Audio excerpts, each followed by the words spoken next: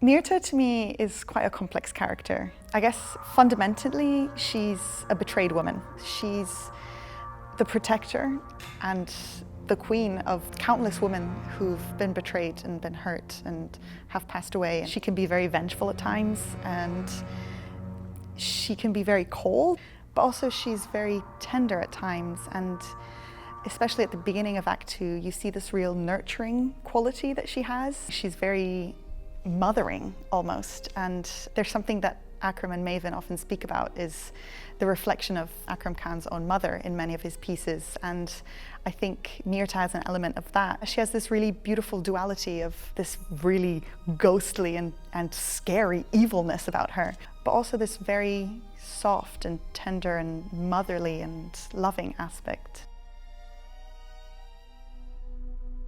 At the very beginning, the first thing that you see Myrtha do is literally drag Giselle from this completely prone, dead position. So you see her literally drag her across on the floor on these ethereal berets, and it looks, I think it's such an effective entrance.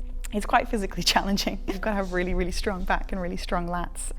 But it's a really, really special moment because Myrtha really feels like she's bringing a new person into the underworld, and then she gives her breath. She has all these gestures that come from the mouth to Giselle, and that's literally like oxygenating her. It's a very interesting part because Myrtha is very authoritarian, but towards Giselle she has this mothering quality and she has this nurturing teacher-like quality.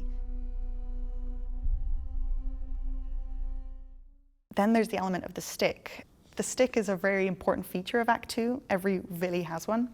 And it's kind of open to interpretation what it can be, and I think its importance changes throughout the piece. First of all, kind of a connection between heaven and earth, and this actual physical thing that connects you to the world of the spirits. It often represents an umbilical cord. There's moments where Myrtha has it on her stomach and brings it to Giselle's stomach. And most effectively and most importantly, it's also a weapon, and it's what Myrtha uses as her stick to avenge herself. What's amazing about this piece is I think we use it so percussively. It literally, we bang it on the floor and it creates this raw energy, this real palpable power.